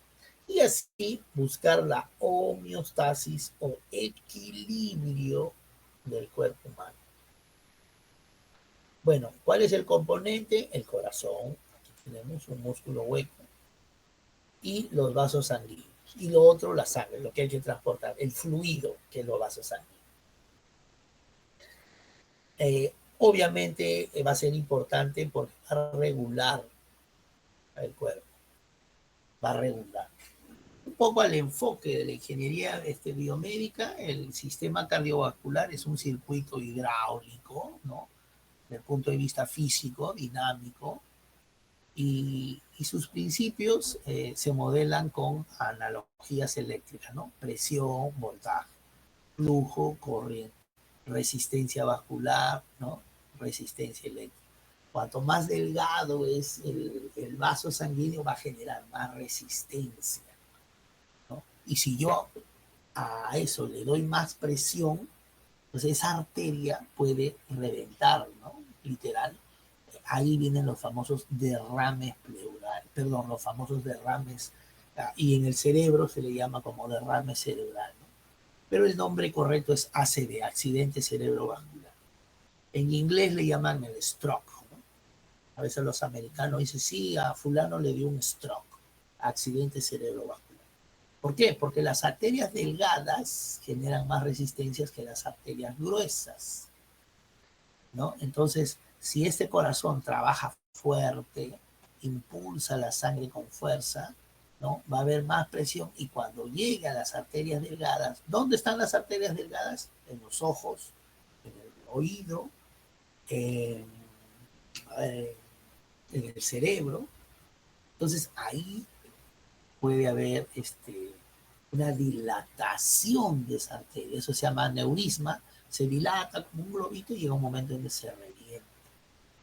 Se reventó el aneurisma y ya, problema. Entonces, todo eso hay que, digamos, verlo, ¿no? Y tienen sus aplicaciones. Bueno, es muy hemos dicho que hay un doble circuito pulmonar y sistémico, ¿no? Entonces acá tenemos, mira, este es el corazón derecho que va por la aurícula, ¿ok? En este caso regresa. Vamos a partir por el derecho acá. El pulmón se oxigena y regresa de la, a ver, en este caso estamos acá. Regresa la sangre impura o sangre con CO2 a la aurícula derecha y pasa al ventrículo y del ventrículo pasa a la aurícula. Esta sangre ya viene, digamos, sangre impura, digamos el término, y esta sangre impura va hacia los pulmones. Y en los pulmones hay el intercambio gaseoso. CO2 por el oxígeno. El CO2 se expulsa y el oxígeno ingresa. Y esta sangre ya se vuelve sangre pura o sangre arterial. Y viene por la aurícula izquierda, ventrículo izquierdo, y es sangre pura y es eliminado por a todo el organismo, a todo el organismo. Y, ojo, entonces acá tiene oxígeno, llega a las células intercambian el oxígeno que tiene esta sangre y le da dióxido de carbono o carboximolobina y nuevamente regresa, ¿ok? Tanto este lado como de acá, regresa a la aurícula derecha, sangre, digamos, no pura, ¿no? De la aurícula derecha, ventrículo derecho, va a las arterias y nuevamente lo purifica y el circuito sigue, ¿no? Y el circuito sigue.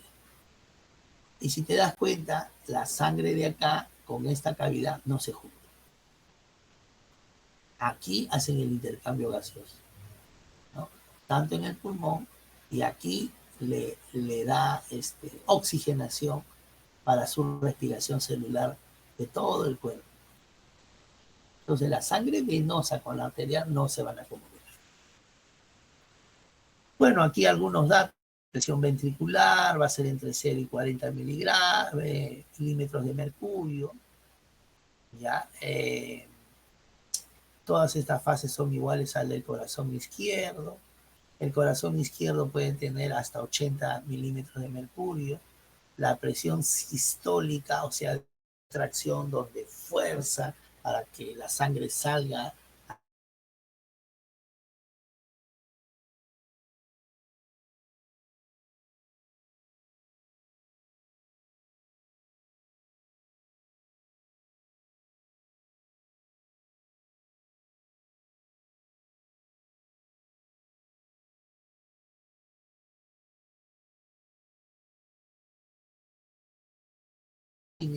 son de 120, ¿no?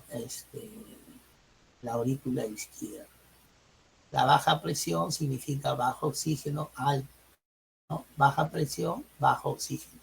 Y lo opuesto, alta oxigenación. Necesita alta oxigenación. La circulación sistémica es la más grande. Va del ventrículo izquierdo, ¿ok? La arteria aorta, los tejidos, diferentes tejidos, intestino, pelvis, etcétera, etcétera, etcétera, ¿ok? Regresa por las venas y va a la aurícula derecha, ¿ya? La alta presión es debido a oxigenación y desoxigenación, ¿no? Entonces vemos este famoso doble circuito, tanto pulmonar, que viene acá por el pulmón, como el sistémico, ¿ya? Entonces, algunos dicen que hay dos corazones en uno. El corazón funciona como una doble bomba en serie. El derecho a baja presión y el izquierdo a alta presión. Este derecho ¿Por qué? Porque solamente va a haber para el pulmón y nada más. Sí, pues, y el otro sistema, ¿no? La otra bomba izquierdo es que está a alta presión, ¿no? Mayor que esta zona de acá, a la derecha. ¿Por qué? Porque el recorrido es corto, circulación menor, va a llegar al pulmón nomás. Y ojo que el pulmón y el corazón está casi cerca. Pero acá sí la presión es mayor porque va a ir por todo el organismo, todo el organismo. Bueno, algunas propiedades mecánicas, ahí se distiende, hemos dicho, ¿no? Gracias pues tiene el proceso de extenderse, ¿no? Eh, puede ser complicada, ¿no? Cambios de volumen por la unidad de presión. Los vasos tenemos las arterias y las venas. La arteria tiene una baja complianza que es igual al cambio de volumen por unidad de presión, ¿ya? Eh, y las venas tienen alta complianza, ¿no? Que es de 30 a más que las arterias, ¿no? El cambio de volumen. La función principal, en este caso la arteria, ¿no? Es amortiguar el pulso del efecto, ¿no? La función principal, amortiguar. Eh, y las venas, ¿no? Es almacenamiento del volumen. Eh, acuérdense que la vena va a reservar o recepcionar eh, de la sangre no oxigenada, producto del metabolismo de las células. Va a recoger todo eso. Y bueno, acá tenemos una gráfica de lo que es la relación entre el volumen versus presión, ¿no? A medida que aumenta el volumen, la presión se hace mayor a un tope, luego baja y avanza así. En cambio, ese es en la arteria, ¿no? Perdón, en la vena. Bueno, sí, pues en la arteria, ¿no? Y en la vena, no. En la vena es constante. En la vena es constante, ¿no? Bueno, empiezas bajo y luego sube, ¿no? Entonces, y el volumen en mililitros, acá llega a un pico máximo de más o menos 40, entre 40 y 60, ¿no? Entre 40 y 60.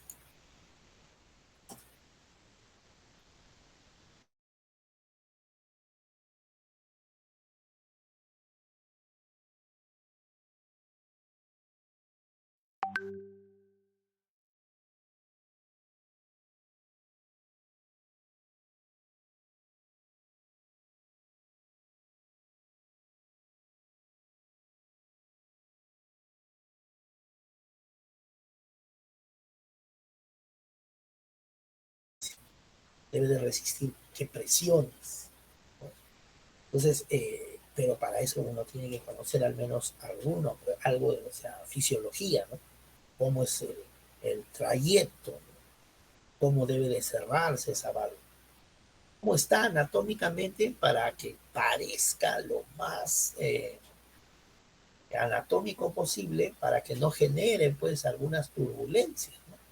Porque si no cierra como en forma natural lo hace, entonces genera a veces algún residuo sanguíneo y eso podría más adelante ocasionar alguna alteración en la salud. Y existe lo que se llama el intercambio capilar y el drenaje, ¿no? Lo que le llaman la ecuación de Land-Starling. Ya hablamos a nivel de la micro circulación. Los capilares, ¿no? Van a estar ¿en dónde? En el cerebro, en el riñón, en el hígado. Son capilares delgados, ¿no? En la vista, en el oído, ¿no? ¿Qué va a haber intercambio ahí? Va a haber difusión, se va a difundir, por ejemplo, los gases. Hemos hablado del oxígeno, con el dióxido de carbono, va a haber filtración de algunos elementos bioquímicos, ¿no? Va a haber una digestión, una pinocitosis, ¿no? De ciertas sustancias, ¿no? Que son eliminadas por producto del metabolismo de la célula. Y a esto tenemos lo que se llama la ecuación de Landis-Starling, ¿no? Que tiene que ver con el filtrado. El filtrado, ¿no? Tiene que ver, acá vemos la fuerza Starling, que significa que aquí, ¿no? Va a haber un movimiento de flujo con un cierto equilibrio, ¿no? Donde va a haber presiones hidrostáticas del vaso capilar, presión oncótica. Cuando se habla de presión oncótica, estamos hablando de presión de algunas proteínas, la presión del plasma, oncótica también del plasma y dentro del capilar, ¿no? Y así toda esta suma hace que esto tiene que estar en equilibrio, ¿no? Y hubo un académico llamado Starling que hizo una relación para poder determinar cómo debe ser el equilibrio. Y él decía que el coeficiente, o sea, el filtrado, ¿no? Debe ser igual a a una diferencia, ¿no? De donde interviene el coeficiente de filtración capilar, ¿no? Que tiene que ver con la presión hidráulica capilar y la presión hidráulica intersticial, ¿no? Capilar es dentro, intersticial es la parte externa, ¿no? ¿Cuánto mide? Se anota, ¿no? Y la otra parte de la diferencia va a estar el coeficiente de reflexión osmótica, ¿no? La ósmosis es un fenómeno bioquímico que se encarga del transporte, puede ser activo o pasivo, de elementos bioquímicos, ¿no? Sodio, potasio. Entonces eso va a tener un coeficiente según el...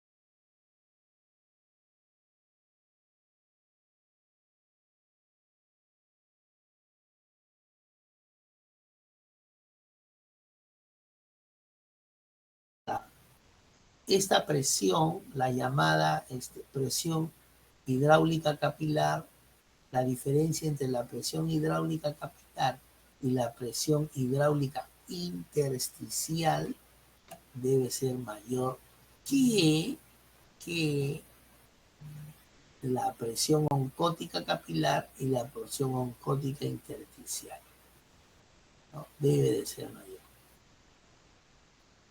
¿Ok? Entonces, la ley de Starling, como dice, establece que el corazón aumenta de fuerza de su contracción para bombear más sangre. O sea, ingresa más sangre, elimina más sangre. Ingresa más fluido, sale más fluido.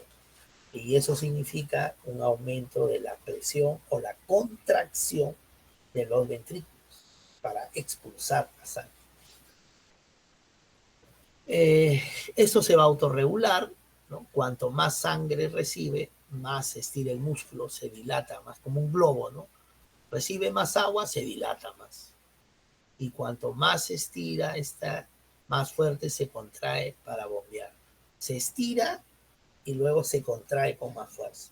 Pero ojo, llega un momento en cuando ya se estiró demasiado, ya no se contrae, ya no hay una contracción de la arteria. Y es ahí donde el corazón ya no contrae mucho y entonces no elimina buena cantidad de sangre y la sangre va llegando, pero no elimina la misma cantidad. Entonces no cumple la ley de Starling. Y es ahí donde generan pues las famosas cardiomegalias, insuficiencias cardíacas, etc. ¿Cuál es la importancia clínica del corazón que funciona de manera eficiente al adaptarse a las demandas, ¿no?, de la circulación sanguínea? Es muy importante eso. Bueno, acá tenemos algunas alteraciones, los famosos edemas, ¿no?, lo que es la secreción, eh, digamos, de la acumulación de líquido, ¿no? Y tenemos más o menos en cuatro situaciones, ¿no? La hiperpermeabilidad capilar, que va a disminuir el coeficiente de reflexión de albúmina. Albúmina es una proteína que se encuentra en, en los vasos capilares, ¿no? ¿Y eso qué significa? Que va a disminuir y va a haber ingreso del líquido hacia los capilares. Va a haber una presión intersticial negativa, disminuye sí, pues, la presión intersticial, ¿no? Entonces, eh, al disminuir, ¿ok?, la diferencia entre eh, la presión capilar y la intersticial, ¿ok? Y la disminución de la presión oncótica.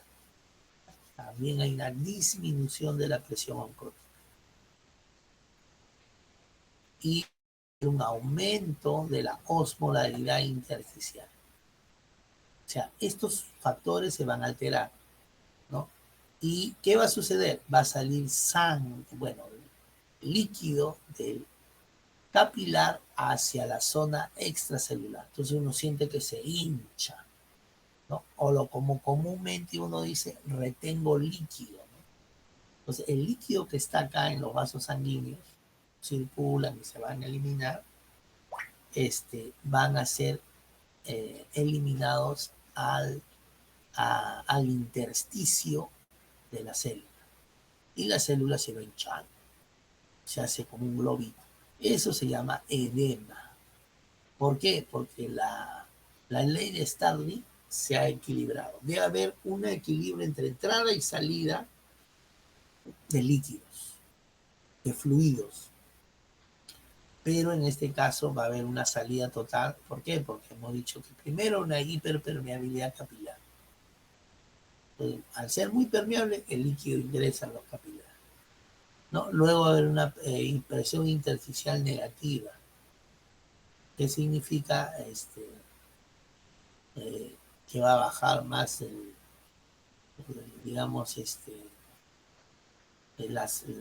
a nivel del intersticio, o sea, no interno de los capilares, sino, digamos, en la célula, ¿no? La presión va a disminuir y eso significa que va a haber ingreso de líquido. Y una disminución de la presión oncótica, ¿ok? Al disminuir la presión oncótica intersticial, va, va a pasar líquido a los capilares. Y aumento de la osmolaridad intersticial, ¿no? Aumento.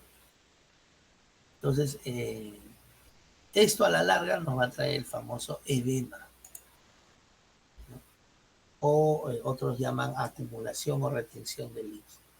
Bueno, la autorregulación, el famoso tejido, ¿no? El tejido obviamente va a mandar, va a determinar lo que va a suceder, ¿no?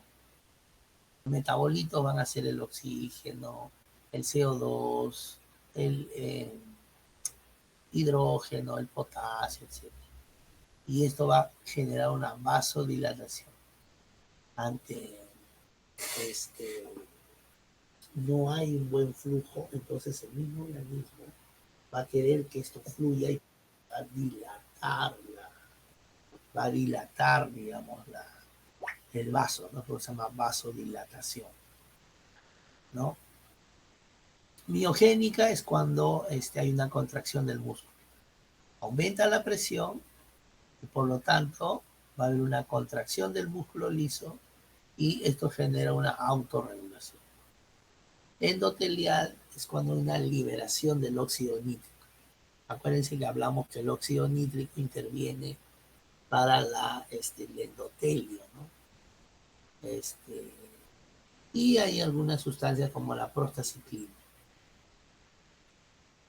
Eh, Ejemplos, ¿no? El cerebro es un flujo constante de aumento de presión y el riñón autorregula el glomérulo.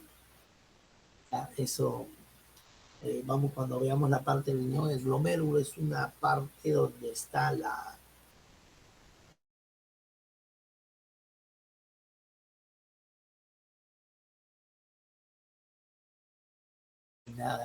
a través del riñón por la orina. ¿Ya? Entonces, aquí vemos también igual procesos bioquímicos, y miren cómo el calcio tiene que entrar acá y el óxido nítrico para que produzca un fenómeno, ¿no? En este caso, relajación, vasodilatación. ¿Ya? Entonces tenemos célula, el músculo liso se va a contraer.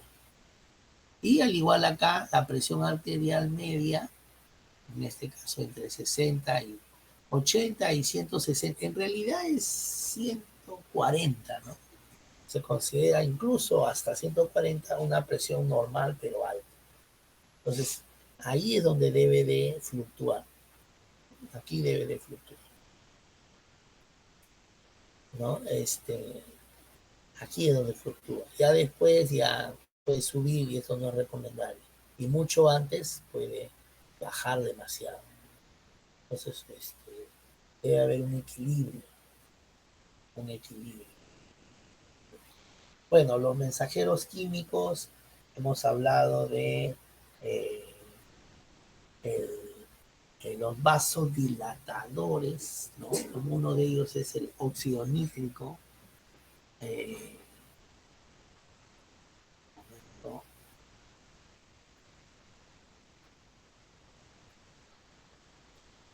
¿No? Los vasodilatadores, como su mismo nombre dice, van a dilatar la arteria para que haya una buena circulación. Y va a haber unas sustancias como la prostaglandina, bradiquinina, ¿no? Esto va a producir una disminución del estímulo cardíaco, la bradiquinina, las histaminas, etcétera. Entonces, el óxido nítrico va a producido por el endotelio, ¿no? Va a ser un relajante, ¿no? Y las prostaglandinas, como le digo, están en el endotelio, inhiben la agregación plaquetaria. ¿Qué significa? Que no se adhieran las plaquetas una tras otra para que no formen, no se reduzca el espacio, no se reduzca el calibre, digamos así, de la arteria. Bueno, va a haber otras sustancias como bradicimina, histamina, ¿no? Este es un péptido que promueve la vasodilatación, ¿ok? Igual que la histamina. Eh, Estos son los vasodilatadores y otros son los vasoconstrictores, ¿no? Son aquellas que van a reducir el calibre de, de las arterias arterioles, ¿ok? Eh, ¿No? Entonces, tenemos pues la famosa angiotensina subina, ¿no? Son sustancias que van a dar cierto aporte para que la vasoconstricción se dé correctamente.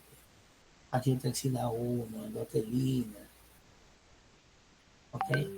Y el origen del endotelio, glándulas endocrinas, sistemas nerviosos, ¿ok? Entonces, eh,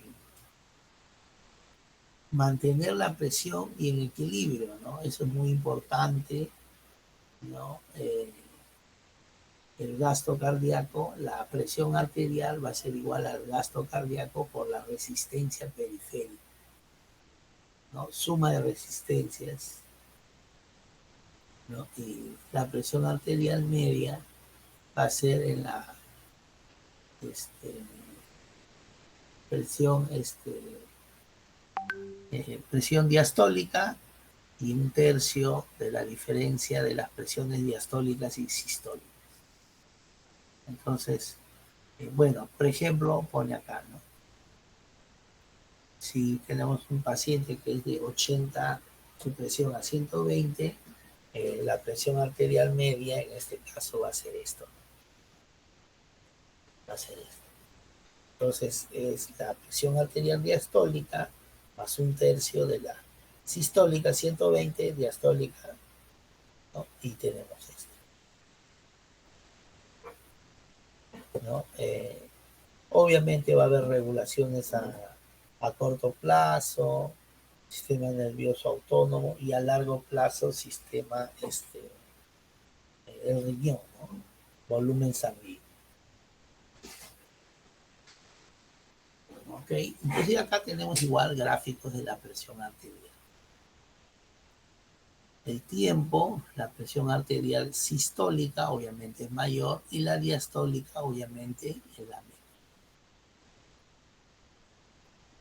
¿No? Obviamente es la menor. Esta es una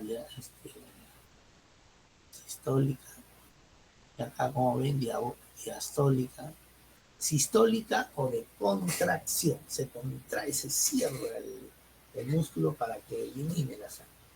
Diastólica o de relajación, al relajarse se apertura más, por lo tanto la cavidad hace que se llene de sangre esa zona, ¿no? Entonces obviamente ahí la presión es menor, la presión va a ser menor. ¿Ok? Entonces, ¿no? Vemos, y tiene que ver mucho pues con el riñón que va a encargarse de eliminar el flujo sanguíneo y las arteriolas. Las arteriolas van a generar cierta resistencia para que también ayude a bajar, pero al generar resistencia aumenta la presión. Y esa presión es importante, ¿por qué? Para que, para que los fluidos pasen de uno de mayor presión, ¿no? Entonces, ¿y en dónde? En el riñón. ¿En qué parte exactamente? En los glomérulos, ¿no? Y eso lo vamos a ver también cuando nos toque lo que es el sistema renal. Ahí más o menos vamos a ver cómo es la dinámica de la fisiología de este órgano. Va a haber receptores de presión, varoreceptores, ¿no? Que van a controlar esa la presión. Entonces, hay mucha presión, por ejemplo, estamos en un lugar donde la presión es baja, nos vamos a Cerro de Pasco, va a haber barroreceptores que van a detectar ciertos niveles de presión y van a estimular para que, digamos, el gasto cardíaco, el ritmo cardíaco, busque el equilibrio, ¿no? Entonces, normal, un gasto cardíaco es 5 litros por minuto. Cuando es ejercicio, hasta más, aumenta tu gasto cardíaco, ¿no? Factores para el retorno venoso hay una presión arterial, perdón, presión venosa, válvulas venosas, bombeo muscular, claro, tiene que el músculo bombear, presión torácica, ¿no?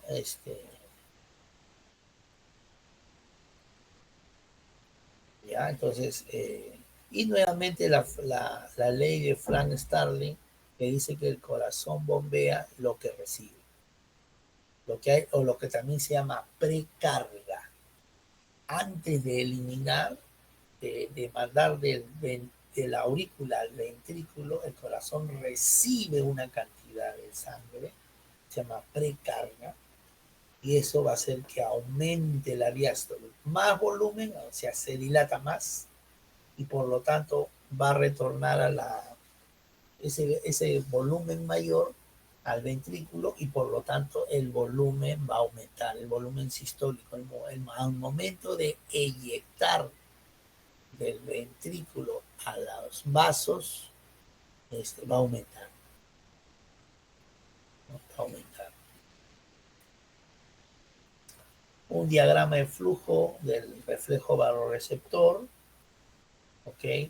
Cuando hay aumento de la presión arterial, ¿no? Hay una estimulación de los barorreceptores. Esto hace que aumente el tono del ojo. Eh, Hemos dicho que hay los sistemas simpáticos y parasimpáticos, ¿ok? El parasimpático hace que eh, inhiba la función y el simpático hace que la función se active. Entonces, si yo tengo presión alta, yo lo que quiero es inhibirlo, ¿no? Entonces, en este caso actúa el sistema parasimpático para que frene la, esta presión alta. Y eso se llama bradicardia. ¿Ya? Eso se llama bradicardia. Y en otro caso, cuando la presión baja, una disminución del tono muscular. ¿Ok? Y la inhibición del centro cardiorregulador, ¿no? Va a bajar, o sea, se va a inhibir. ¿Ok? Y entonces va a haber una fuerza del corazón, la dilatación de las arterias coronarias, periféricas, y eso significa una mayor resistencia. ¿Okay? Y esto se va a llegar a normalizar, ¿no? Va a llegar a normalizar. Veremos cómo el circuito hace, cuál es la idea de buscar el equilibrio, ¿no? Y para eso están los famosos receptores de presión, los varos, y estos van a controlar. Presión alta hay que bajarlo, presión baja hay que subir, ¿ya? Y en los núcleos van a estar acá, ¿no? A nivel de la médula espinal. Ojo, esto de subir y bajar la presión en base a los barroreceptores tiene que generar algún estímulo eléctrico. Y si hablamos de estímulo eléctrico, hablamos del sistema nervioso. En este caso en la médula. ¿Ok? Bueno, hay un sistema que se llama renina-angiotensina que va a hacer esto, lo que decimos nosotros, ¿no? Va a controlar la presión, ¿no? Va a controlar la presión para que no se compliquen algunos otros órganos, ¿no? Va a haber una vasoconstricción, ¿no? Entonces, ¿qué significa eso? Acuérdense de la bomba sodio-potasio, va a ser controlado, va a liberar hormonas que se llama la antidiurética, ¿para qué? Para la eliminación de líquidos, cuando hay demasiada presión, ¿no? Y obviamente si yo retengo líquidos va a aumentar la presión, si yo elimino líquidos la presión va a bajar, ¿no? Y el cuerpo se va a encargar, el organismo mismo de hacer ese control. Ya, obviamente en estados patológicos pues ya estas enzimas, hormonas ya no van a funcionar, ¿no? Pero en estado fisiológico sí. Por algún motivo estoy asustado, me sube la presión. Habla. ¿No? Entonces estamos de esa manera. Su audio. Ah, beautiful. Silk. No. ¿De quién es, A ver, yo creo Benson. que ya estamos un poco Benson Bond.